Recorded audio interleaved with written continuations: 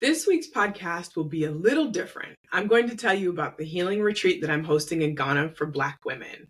And I'm so excited to bring this space to you. And I'm thrilled to tell you all about what it's like traveling to Ghana, how you'll feel when you arrive, and what we'll be doing. I'm also going to tell you all about how you'll be transformed. But before I get started, I want you to take a look at your calendar and bookmark September 15th through 21st 2024 so that you can join your beautiful sisters and me for the Soulful Homecoming Retreat in Ghana. Welcome to Because I've Healed, the podcast where we talk about shaking the chains of expectations placed on us by the world. My name is Asha Wilkerson, and I'm a former high-achieving attorney and college professor turned healing-focused life coach for Black women. Each week, I'm bringing you a life lesson that started with healing. Not only will I explain the chains I was able to break, but also the success I experienced after. Let's get to healing.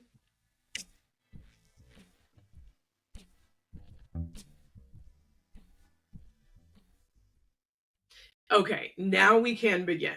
Over the last couple of years, I've been working on coming home in every sense of the word.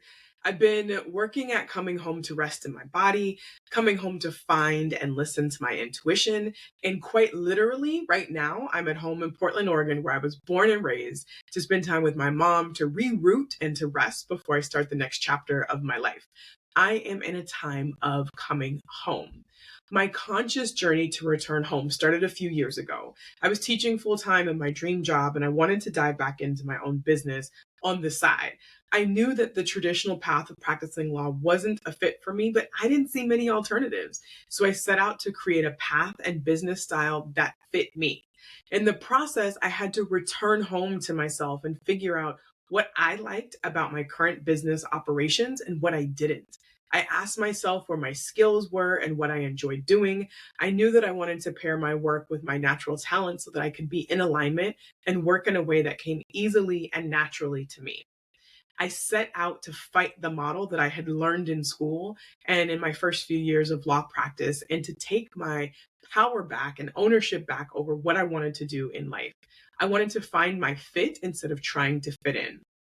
Although saying this sounds pretty straightforward, I had to do a lot of deconditioning and unwiring. I had only learned to practice law in one way, and that was the big law firm model, where you bill 40 hours a week, you stay booked and busy, and you make a court appearance every day. I didn't know other attorneys who were business coaching or teaching their clients as their main offering. I didn't know anybody who worked remotely or traveled while running a successful business. I didn't have a model or an example in my field, so I had to become my own example and my own model. In that process, I had to return to myself in so many ways. I had to become confident in my skills and in my ability to create a business that was aligned with me. I had to tell myself it was okay to run a business that didn't look like any of the other law firms that I knew. I had to stand firm on the belief that it was okay to create a business that served me as much as it served my clients. I had to come home to myself and honor the desires brewing within me when my desires didn't look like anybody else's. But I did it, and I built a community of support while doing it. But I wish I had had more guidance, mentorship, and coaching along the way. The second major event in my life that sparked the beginning of my emotional return and spiritual return home started right before my dad passed away in December 2020. I had come home in August to visit, and I distinctly remember sitting in my dad's house and turning to look at him, and I just knew he wasn't going to survive the holidays. It wasn't a voice or a vision, it was just a knowing. My dad was dying, and he was on short time. I came back home in November for the holidays and was surprised to see that my dad looked better. I thought maybe he'd make it into the new year after all, but he didn't. On December 17th, he had a stroke, and on December 23rd, he peacefully passed away in the hospital. To help process the grief, anger, frustration, sadness, and all the other emotions that come along when a loved one dies, I worked with a healer. She introduced me to Reiki, the Akashic Records, and breath work. I was fascinated by her connection to the energetic realm and her intuitive abilities that I decided I wanted to learn for myself. I was exposed to parts of that world as a kid, but I never developed my own gifts. I remember my mom talking to me and taking me to psychic fairs, and I distinctly remember having my aura photo taken. I thought it was the coolest thing in the world at 5 years old to see all the colors of my aura surrounding me. But somewhere along the way, as most kids do, I became disconnected from my intuition, desires, and self trust. I learned to fit in, to make myself smaller so as not to be a threat, and how to people please instead of Asha please. I left my home. I left myself in pursuit of the dreams, goals, and norms society said that I should be pursuing. It wasn't until I pivoted in my own business that I started thinking about coming home in the professional sense. But it was after my dad passed away that I knew that I had to return home in an emotional sense, no matter the cost. So I dove in. I dove all in. Well, actually, I started in the shallow end of the pool by exploring Reiki and readings. But before I knew it, I started taking classes to help me reconnect to my intuition, to learn about energetic principles, and to redevelop my self trust. I joined new communities, went on retreats, and talked to my friends about coming home, not to a specific location, but home to myself. I started learning how to reconnect with my ancestors and getting curious about their practices. I started asking myself what it was that I wanted, what it was that I believed, and why. I traveled again and looked at the world through a lens of curiosity so that I would open and explore and grow. And then I ended up in Ghana. Ghana wasn't the first African country that I had visited. That honor goes to Kenya, thanks to a coworker who showed me around his beautiful country. But Ghana was different. I'd heard people say that before I visited, and when I landed, I totally got it. To walk off the plane and to blend in instead of standing out as a Black person is incredible. If you've not had the opportunity to visit a predominantly Black nation and you're a Black person, don't wait any longer. Make it happen because it's an incredible feeling to not stand out because of your skin color. It feels like coming home. During that same trip, I learned about our ancestors and what it was like before colonization. According to African ancestry, my ancestors on my mom's side actually came from Cameroon, but so many Africans captured by the Western slave trade traveled through Ghana. So it's likely that my ancestors, and probably yours too, passed through this beautiful country. Hearing the history of Africans completely differed from how we learn history in the US. The story here starts with enslavement, and we learn all the ways that we've been abused, hated, criminalized, and brutalized. But in Ghana, I learned about family structures, communities, and cultures that had survived hundreds, if not thousands of years. I learned how naming ceremonies work, various rites of passage, and about the migration of different tribes. I learned that my people weren't always considered inferior.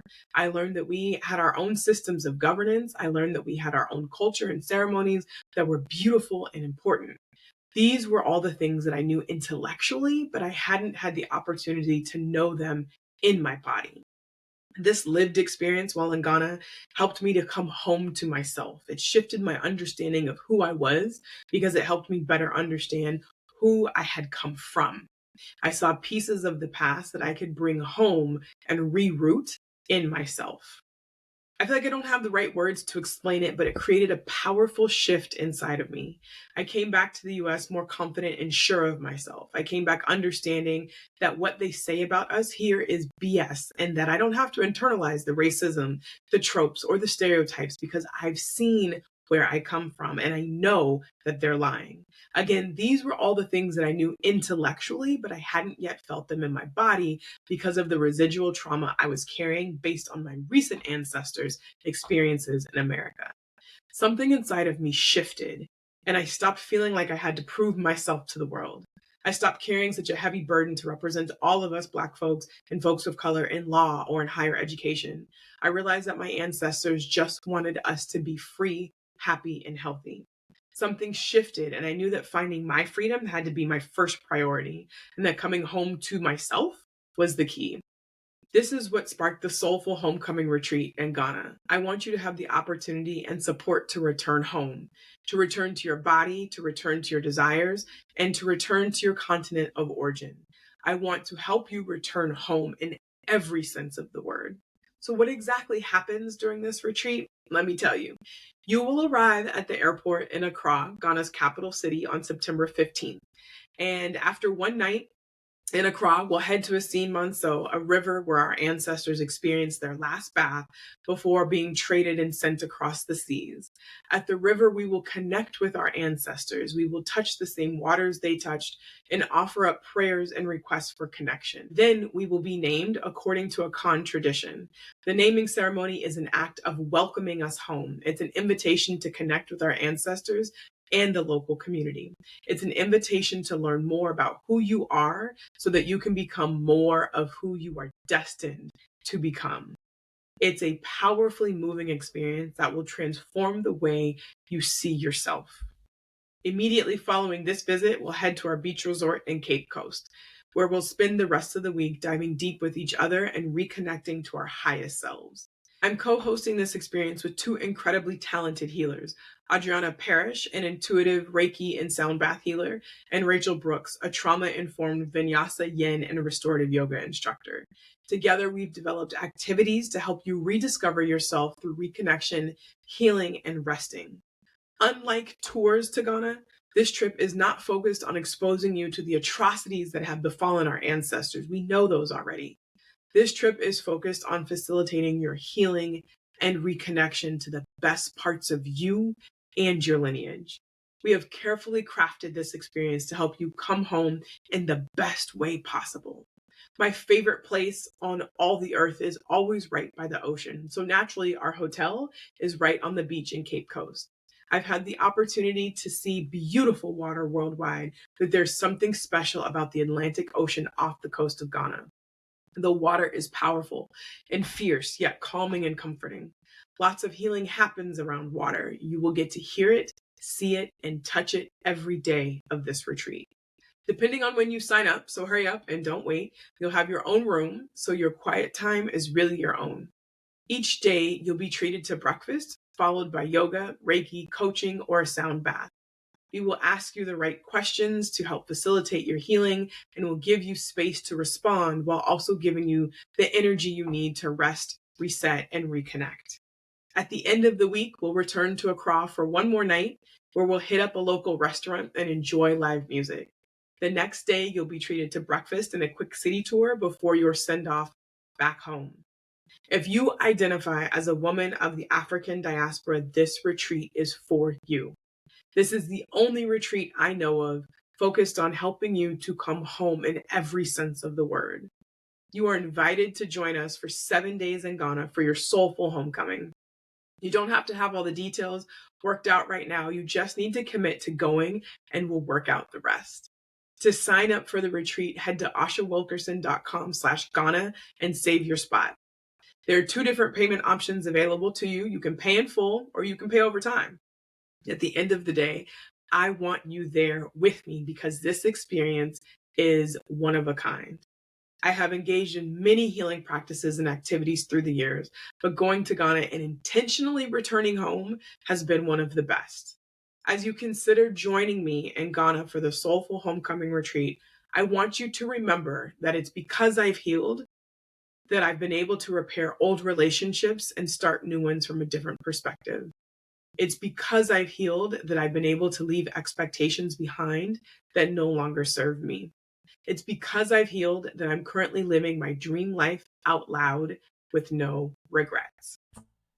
Thanks for listening to this week's episode of the podcast. The best way to keep in touch is to go to my website, ashawilkerson.com, and join my email list. If you'd like more information about this episode that you just listened to, head to the show notes and you'll find all the details and all the links. See you next week.